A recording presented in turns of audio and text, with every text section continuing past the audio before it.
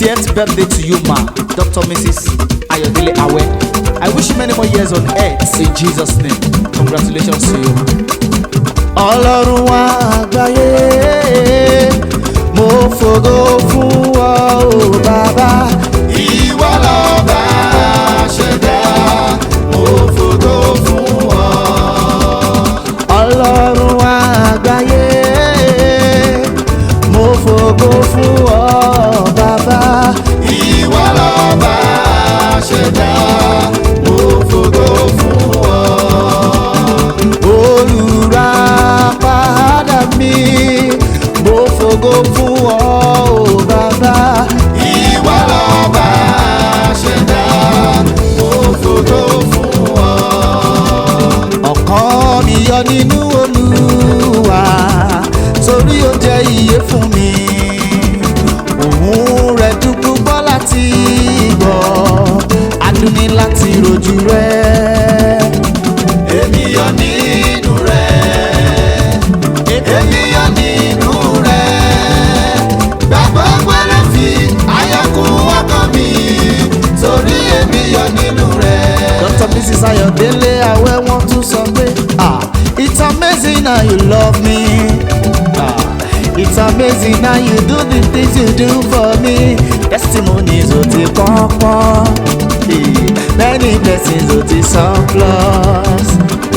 It's amazing how you love me, God. It's amazing how you do the things you do for me. Testimonies ó ti pọ́npọ́n, many blessings ó ti yapa gan. One day, give me chance, oh, I want to praise my God. Give me chance, oh, I want to praise my God. Clear the road, I want to praise my God. Give me chance, oh, I want to praise my God. my testimonies, mi ò lè dúpẹ́ tán. Give me chance, oh, I want to praise my God. My testimonies, èmi ò lè dúpẹ́ tán. Give me chance, oh, I want to praise my God. Wọ́n tún sọ pé èsè búbé, see how far you brought me. Èsè búbé, I'm so glad you found me worthy. Celebrate lónìí, I can see, I can tell, and I know it's your grace. All my days, I will sing your praise. wọ́n tún ní ìyìn ọlá, ògo ni fún wọn. Agbára àti gbàjẹ́ tirẹ̀, ẹgbẹ̀rún àkótó yíyọ, àwòlẹ̀ àjùbà rẹ̀. Ìyìn ọlá sọ̀rọ̀, Ìyìn ọlá, ògo ni fún ọ. Agbára àti gbàjẹ́ tirẹ̀. Ẹgbẹ̀rún àkótó yíyọ, àwòlẹ̀ àjùbà rẹ̀. Dr. Mrs. Ayodele Awe ló tún sọ wípé ọba tó ń ṣoore fún ní láyìnbó bẹ́ẹ̀ mo wá yìn ọ́ o bàbá. Ìwọ ló ń ṣoore bẹ́ẹ̀ni tí o mọ̀ yọ. Dr. Mrs. Ayodele kò ṣùgbọ́n fún ọ káre. Ọba tó ń ṣoore fún ní láìpò bẹ́ẹ̀, mo wá yìn ọ́ o bàbá. Ìwọ ló ń ṣoore bẹ́ẹ̀ni tí o mọ̀ yìí, mo gbóṣùbà fún ọ káre. Wọ́n ní èmi dúpẹ́ oore pápá ẹ̀ ò ká mi. Mo dúpẹ́ oore pé ó dá mi sí. Ìwọ ló ń ṣoore bẹ́ẹ̀ni tí o mọ̀ yìí, mo dẹ̀ gbóṣùbà fún ọ káre káre káre o. Ọba tó ń ṣoore fún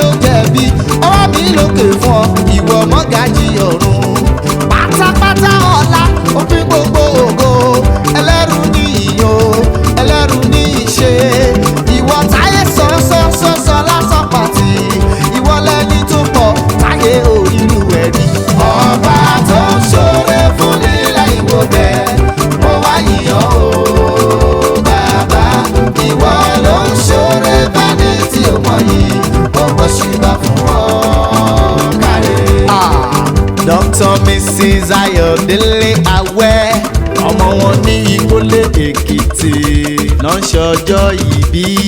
Bẹ́ẹ̀ ṣe 60 mọ́mì ẹ máa ṣe 70 ẹ máa ṣe 80 ẹ máa ṣe 90 ẹ máa ṣọ̀pọ̀ ọdún láyé.